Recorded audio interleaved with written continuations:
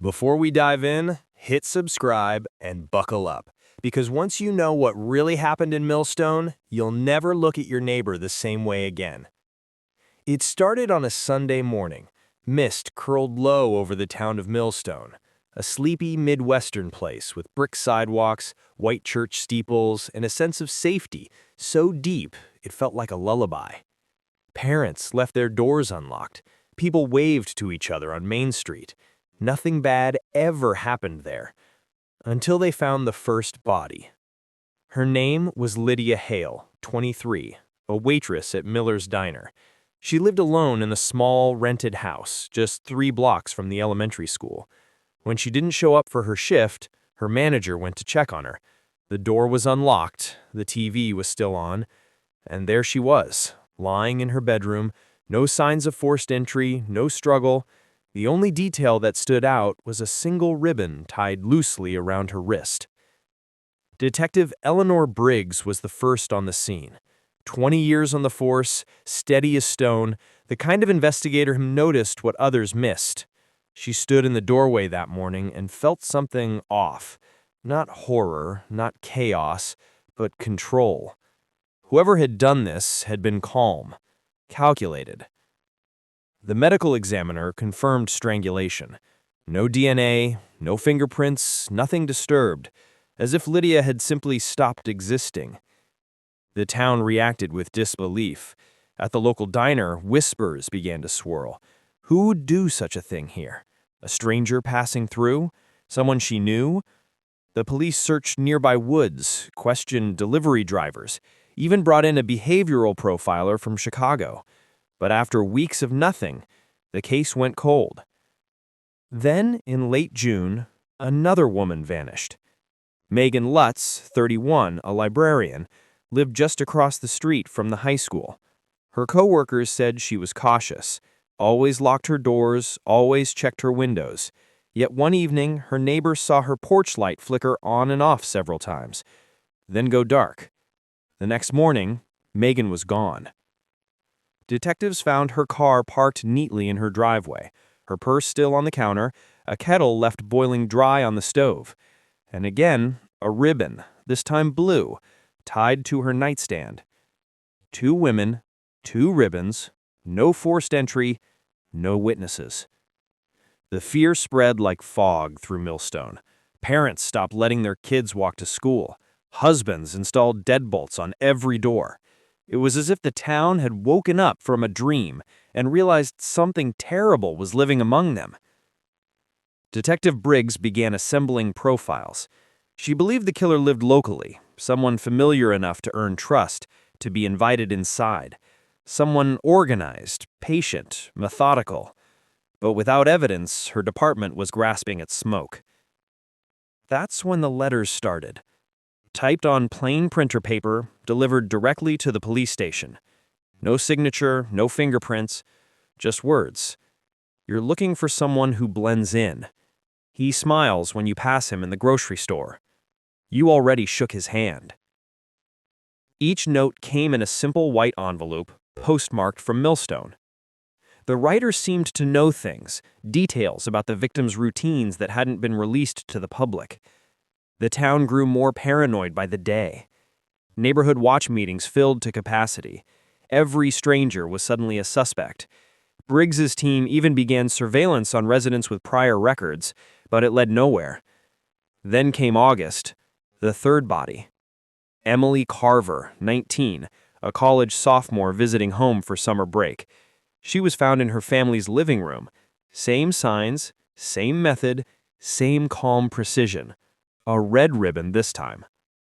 And this time, a neighbor saw something. He reported seeing a sedan idling near the Carver house late the previous night. A tan Toyota, he thought. The same car that could be seen most mornings outside the Millstone Elementary School. Registered to Mark Reynolds. Reynolds was a beloved figure in town. A 5th-grade teacher, youth baseball coach, and church volunteer. Polite, mild-mannered, known for organizing canned food drives and tutoring struggling students. He lived alone in a modest ranch house near the woods. Nobody could imagine him doing harm to anyone. When detectives came knocking, Mark didn't hesitate to open his door. His home was immaculate, almost unnaturally so. Books stacked neatly, laundry folded, photos perfectly aligned. He smiled faintly as Briggs looked around. "I heard about Emily. Tragic. Kids like her don't deserve this world." In his tone made her pause. It wasn't grief, it was almost distance, like he was describing a work of fiction, not a person. When asked about his car, Mark said he'd lent it to a fellow teacher that night.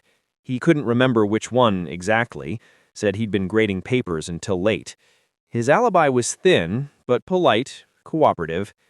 Still, Briggs couldn't shake the feeling that she was standing in the home of a man wearing a mask.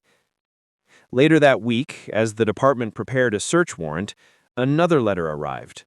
This one different, handwritten this time. "You're getting close, but you're not ready to see the truth."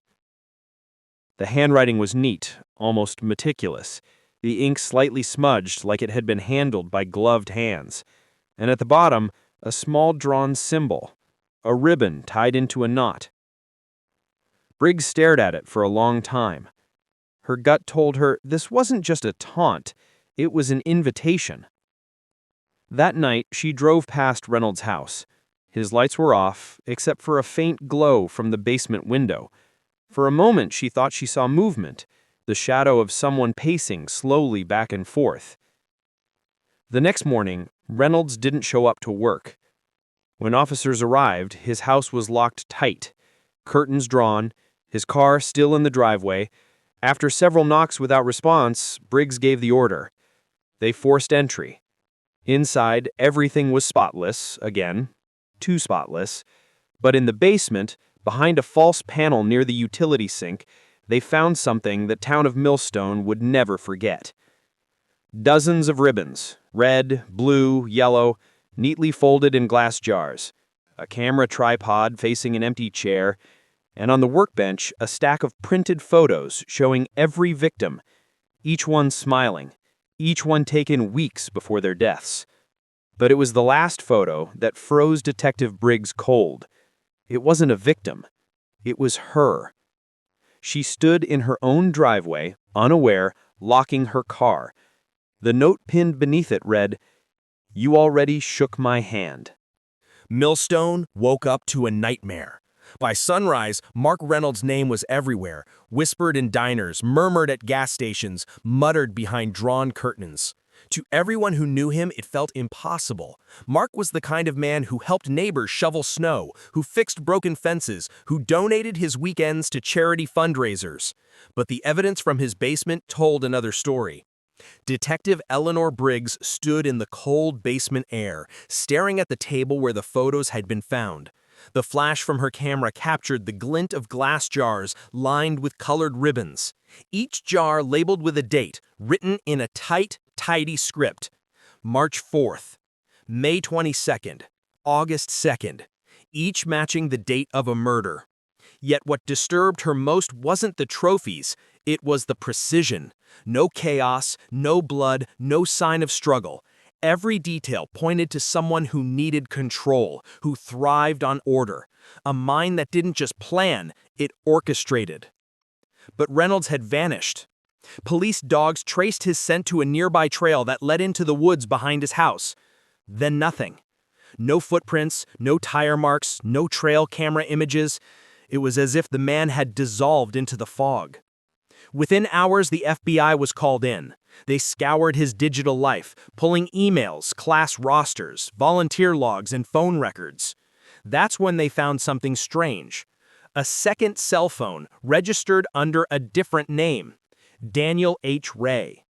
When investigators accessed its call history, they discovered late-night calls made to the victims, each lasting under a minute. Detective Briggs felt the weight of every second tick by as she reviewed the files. Somewhere in that quiet, tidy town, a man everyone trusted had built a hidden life. And it wasn't the first time. Before Mark Reynolds came to Millstone, he'd lived in another town 2 hours north, Warrenton, Illinois. The record showed he'd changed jobs abruptly 3 times in 5 years, each time after an incident. One case involved a young teacher aide who had gone missing for 2 days before showing up disoriented and refusing to talk to the police. No charges were filed. There had been complaints, too. Notes slipped anonymously into lockers, strange phone calls in the middle of the night. But Warrenton was small. Back then, people didn't want to believe bad things about one of their own. Reynolds left quietly and reinvented himself in Millstone. New house, new name, same calm smile. Meanwhile, the hunt intensified. Tips flooded in, most worthless, some chilling. One caller swore she'd seen Reynolds in a grocery store 2 towns over buying rope and batteries. Another claimed he'd been hiding in his old elementary school. Then a local farmer reported something. A pickup truck had been found abandoned near the old rail yard on the edge of town, half covered by brush, the driver's door left ajar. Inside the glove box, investigators found a receipt from a motel 50 miles away, checked in under the name Daniel Ray. The date? The night before Lydia Hale was killed. Detective Briggs clenched her jaw. The puzzle was taking shape, but she still couldn't see the edges. The more they dug, the more it became clear Mark hadn't been improvising. He'd been building towards something. While forensics combed through the evidence, Briggs met with Dr. Howard Lorne, a forensic psychologist who'd been analyzing the case. He spoke slowly, methodically, his tone clinical, but unnerving. Reynolds isn't killing for pleasure, Lorne said. He's killing for affirmation. He's selecting victims who reject him in some small way, socially, emotionally, professionally. Every murder is an act of correction, a way to rewrite the story so he's never the one being ignored. Briggs frowned. But why the ribbons? Lorne leaned back, considering. They're symbols, order, control, maybe ritual. Think of it like tying up loose ends. But what's interesting is the escalation. He's not hiding anymore. He wants recognition. He's taunting you, specifically. She didn't reply. Her eyes dropped to the photo he'd mentioned, the one taken of her, outside her own house. That night, Briggs sat in her car in front of her home, unable to step inside. The streetlights hummed overhead. Every passing vehicle made her flinch. She replayed every encounter she had ever had with Mark. The parent-teacher events, the community fairs, the small talk in grocery aisles. How many times had she been close to him without realizing what he was? Her phone buzzed. Unknown number. She hesitated, then answered. At first, nothing but static, then a man's calm voice. Detective Briggs, you're not asking the right questions. Her breath caught. Are you Mark? Silence. Then softly, you missed one. The line went dead. By the next morning, the station was chaos. Briggs briefed her team and immediately ordered a cross-reference of missing persons from the surrounding counties. That's when they found it. An unsolved case from 1998. A woman named Hannah Pierce, age 27, last seen leaving her shift at a nursing home. Her car was found abandoned near a rest stop. No suspects, no leads. And on the police photo from that scene, a faint detail that had gone unnoticed for decades. A ribbon, barely visible in the corner of the frame. The same pattern. Hannah Pierce had lived in Warrenton, the same town Mark Reynolds left behind. He had started long before Millstone. Briggs felt her stomach turn. They weren't hunting a spree killer. They were tracing a career. One carefully constructed across years, towns, and false identities. And it was still going.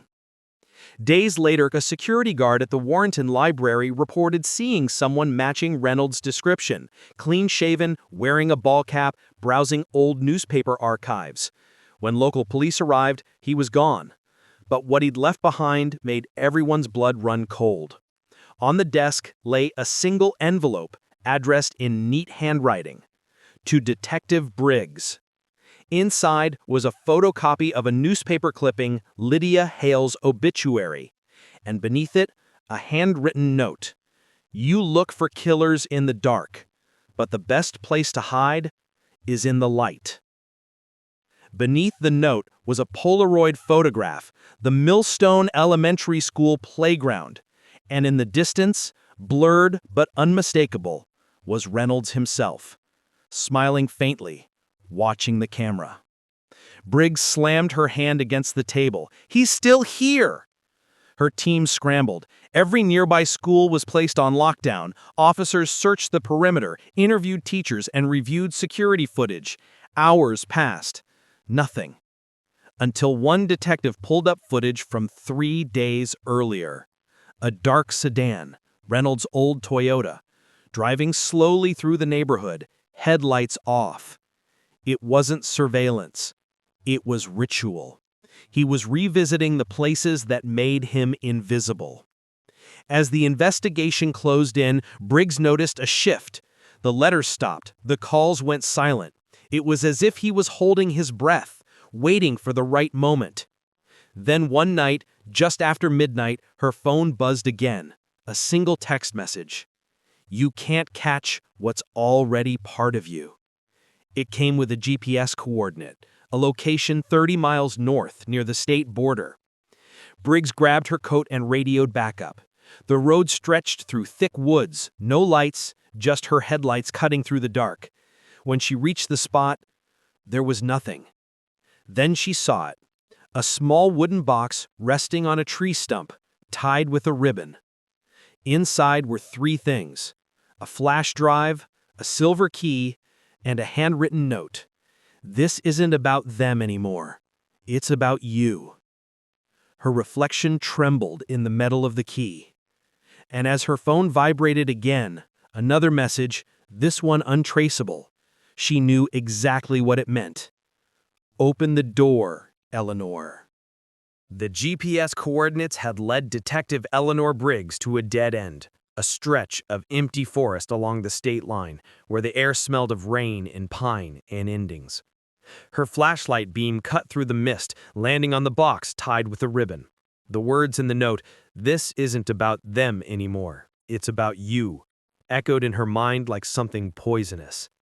She slid the silver key from the box into an evidence bag. The flash drive she kept for last.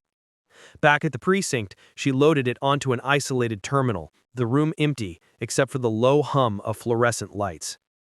The drive contained video files, each labeled by date. At first, they were interviews, recordings of children in classrooms, simple conversations. "What do you want to be when you grow up?" Reynolds' voice behind the camera, patient, kind. But as she scrolled further, the tone changed. The last file was named Eleanor.mp4. The screen flickered. Her own face appeared, captured through her kitchen window. She froze. The timestamp read 2 nights ago. A whisper, barely audible beneath static. "You were the one who noticed me, the one who understood." Briggs' heart pounded. She shut the monitor off, gripping the desk until her knuckles turned white. That night, she drove home with every nerve stretched thin. Rain began to fall, heavy and constant, tapping the roof like a clock she couldn't stop hearing. As she reached her house, her headlights swept across the porch. A shape stood there, still, waiting. Her gun was drawn before she stepped out. "Mark," she shouted in the dark, "it's over." No answer, just the sound of rain and her own pulse. When she reached the porch, there was nothing, only another box, tied with a ribbon. Inside, a photograph.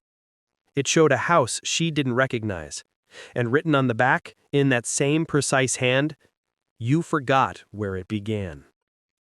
The address led her 2 towns north, Warrenton, the place Reynolds had once called home. She hadn't been back since the files revealed his past. The house was long abandoned, boards over the windows, mailbox rusted shut. A single floodlight flickered above the porch. The front door was locked, but the key from the forest slid in perfectly. Inside smelled of rot and dust, faded wallpaper, cracked photographs on the wall. Everything was frozen in time, except for one thing. A small desk in the living room, spotless, a new lamp plugged into an extension cord that snaked toward a generator outside. On the desk sat a single item, a police badge. Her badge. The number was hers. Stolen weeks ago when her bag went missing during the investigation. Beside it, a file folder with her name on the tab. She opened it slowly, her breath trembling. Inside were copies of her personnel records, newspaper articles, even old family photos, her mother, her brother. And on the last page, a note. "You've been following me, Eleanor, but all this time, I've been following you." Her phone buzzed. Unknown number. She answered. Reynolds' voice was calm, almost gentle. "You shouldn't have opened the door." "Where are you?" she hissed. A pause. Then, "You know. You've always known." The line went dead. At dawn, the property was swarming with agents. Evidence techs dusted for prints, forensic teams photographed everything. But Briggs felt detached, like her body was moving through a fog her mind couldn't pierce. The flash drive, the photos, the letter, all of it pointed to one conclusion. Reynolds had been planning this final act for years. He didn't just want to escape, he wanted her to see herself in him. That afternoon, as Briggs sat in the precinct, her phone buzzed again. A text this time. "Check the ribbons."